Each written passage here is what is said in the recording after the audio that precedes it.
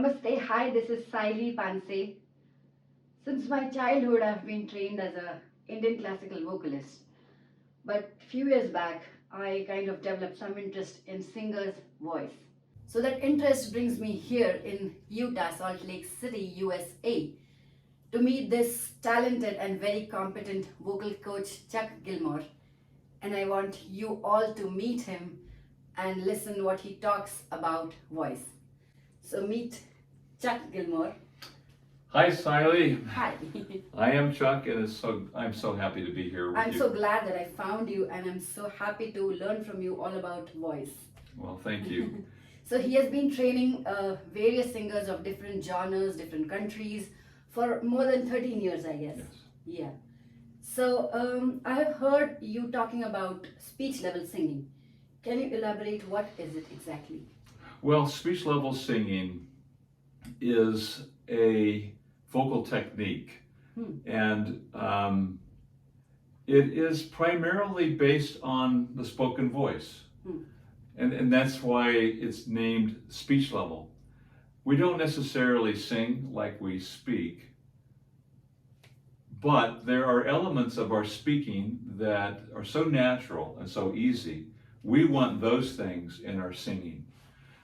For example, there's the larynx, which is where the vocal cords are, and there's breathing. And so we have to breathe, and we have to have the vocal cords when we speak. And so we need the same thing when we sing. We would also like it to be as easy and as natural when we sing as it is when we speak. And so, for example, if the larynx is resting in its normal place while we talk, that's really what I want when I sing. And so when we sing, oftentimes I see this with a lot of new singers. I'll be talking to them and their voices are very comfortable and very relaxed, and then when they start singing, they'll say, ah. I mean, all of a sudden something's changed. That's not like you speak. Right. You just changed something. And so physically what they did is they just let go, and now there's a lot of air escaping from the vocal folds, for the vocal cords. Vocal cords and vocal folds are used interchangeably. They're the same thing. And so speech level would be more like you speak if you speak normally. Now there are some students who come in and they don't speak normally. I've had students before where the larynx is very high, and it's a problem for them. They come in and it's really, really high, and they've got this little kind of squeaky sound. But if I can get them down a little ways and get the larynx relaxed, then that's really where they should be speaking. So the idea behind speech level singing is not only that it's like you talk, but no matter whether the notes are high or whether they're low, whether they're soft or loud, it's produced easily and comfortably without having to add any extra tension or any extra effort. Yeah. So in a nutshell, basically, that's speech level singing. I get that. So you want us to sing the way we talk, like with that ease and with no effort. Yes, and if there's something else that was added, it's added. It's a manufactured thing. It added effort. Usually it adds strain or pinching or something else that you don't have in your spoken voice. Because we want the vocal cords to function as easily and freely as when you talk. Yeah, I get it, but see, we have different genres. Like I sing Indian classical, you sing Western music. So how do you treat these different genres with the same kind of theory? Well, when a student comes to me, I like to know what kind of music they like to sing. But I just like to know what kind of music they're singing now, and that helps me understand maybe what some of their problems might be. For example, if a student in the West comes in and they say, well, I do scream or I do metal, I know that they've been doing certain things with their voices, so now I can address something specific. It helps me evaluate their problem. but it doesn't really make too much difference what genre it is, except that some genres are a little more taxing on the vocal folds, a little more taxing on recruiting outer muscles to like do certain things, like scream and metal in the United States. I don't really consider that singing. In fact, I don't really want to take students who are screaming, because I don't think that's singing, that's screaming. But so really it gets down to, I'm not a style coach, I'm not a genre coach. I do personally musical theater, and so I get students who come to me for musical theater because they know I've done a lot of that. Mm-hmm. But that's usually to do with auditions. I have an audition coming up. I really can help them with that because I've auditioned hundreds of times. But it's not going to be anything about the vocal technique necessarily. And so vocal technique and genre is really separate in my mind. So I'm more of a vocal technician, and in some cases I rehabilitate voices. It has nothing to do with the genre. Yeah. Okay. So what are the common problems you see in all the genres? Well, I would say the number one problem that singers have is going from their low voice to their high voice. You mean the range? Their range, their low pitches to the high pitches. And they have this place in about the middle or upper middle where it wants to crack, or suddenly the voice seizes up or jams up. And this is the number one, I'd say this is the number one problem, is most common problem, you mean? Most common problem, so that singing from low notes to high notes easily, without straining, without changing the voice. So in other words, if I said, that's no one wants to hear that, and it doesn't feel good in your voice. Or it might be they have a crack in the voice, or the only way they can do that is to say Now it's not necessarily bad, but you can't hear someone sing when they're singing that way. So they're letting too much air come through. And those are all things that I see, and I do an evaluation. I do a quick evaluation, and I can tell what the major problem is. And usually it's one of those three things. And so, but it's still related to this, going from low notes to high notes and having it consistent and sound like the same voice at the bottom as it is at the top.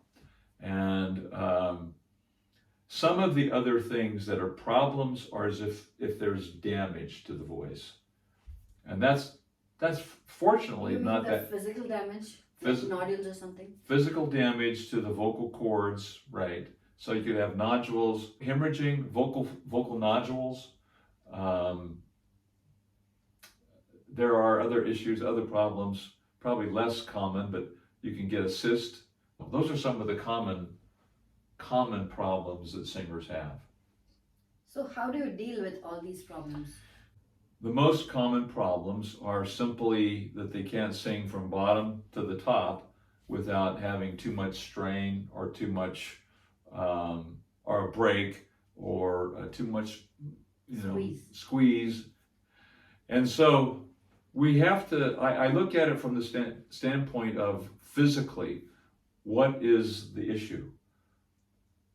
Meaning, not necessarily how it sounds. That's an indication. A sound is like that's the form that I'm hearing. But there's something functional, physically, that's not happening that should be happening. For example, if I sing from my low voice, and sing up to my high voice, and I just did it on for me like a low B, and I said I have a little bit of crack in the middle there, or if I said now that should be about the F sharp. Yeah. So that's going to be, there's a physical reason why that's happening. The physical reason is that the vocal folds aren't adjusting appropriately. To the pitch. They're not adjusting to the pitch appropriately, and also there's a second thing, the resonance, the vibrations are not being, it's not allowing, the body is not allowing the resonance to shift up higher. Yeah. So you get these vibrations and you can feel it. If I said, I can feel the vibration in my chest, in the bottom, but the vibration leaves. Where does it go? It's vibrating in my head, literally. The vibrations move up into your head. But sometimes singers won't allow that.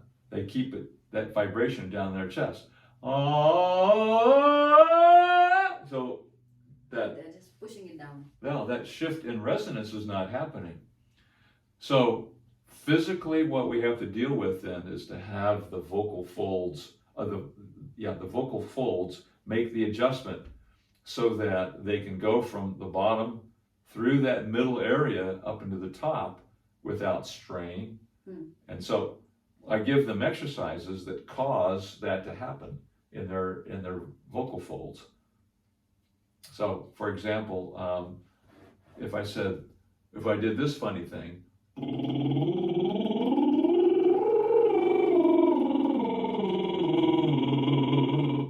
well, that's a way to help the singer immediately be able to have the vocal folds adjust. They adjusted from the low voice to the high voice, but also the vibration adjusted. Why? Two things. Number one, the vocal folds were able to make the appropriate adjustments from low to high. And there's things that happen in there. There's a muscle inside the vocal folds called the thyroid or arytenoid, and it's dominant in the chest voice. As it goes higher, it has to become less dominant. It has to become less and less. I don't want it to I don't want it to shut off. If the thyroid or arytenoid muscle shuts off, it sounds like, now it's gone. And now I have no lower overtones. So I want to keep that going.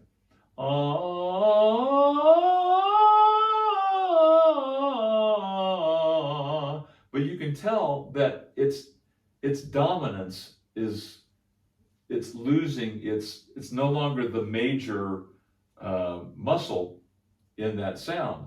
Well, that's all happening automatically. If I said to you, okay, SAILY, go ahead and allow the cricothyroid to come in now and take over from the thyroid or arytenoid, go ahead. But if you said,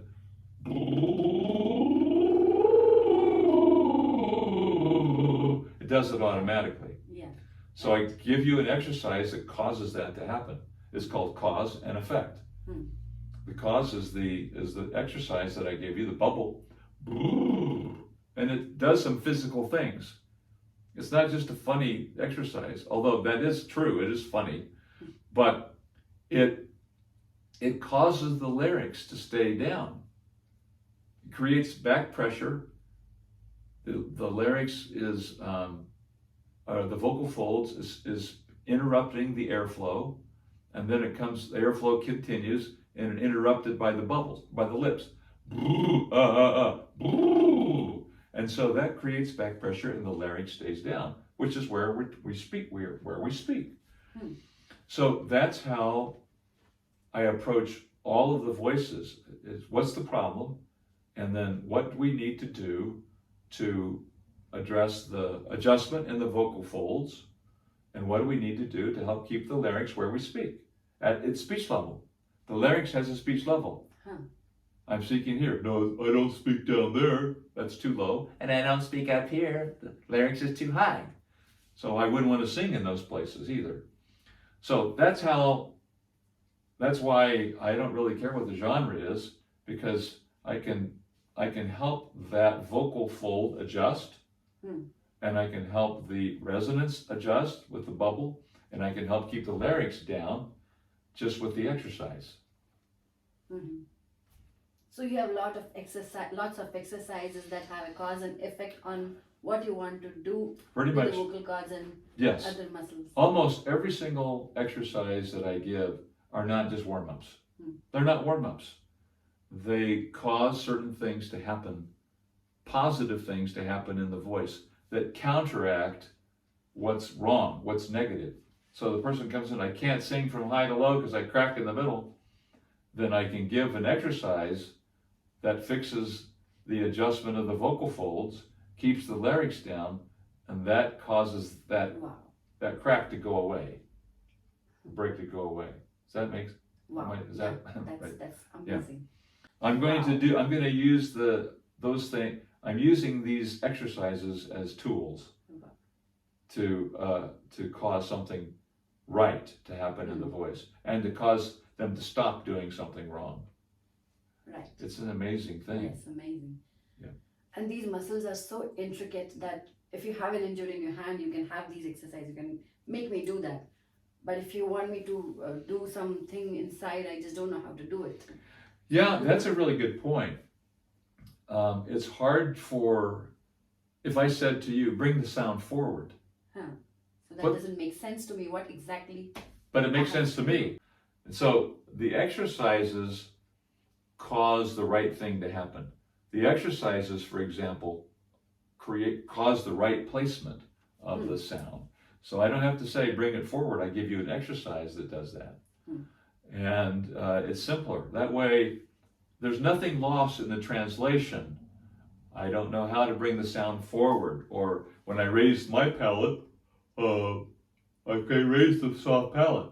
Well, now I've just caused the student to introduce more tension, trying to, wait a minute, what's a palate? How do I raise it?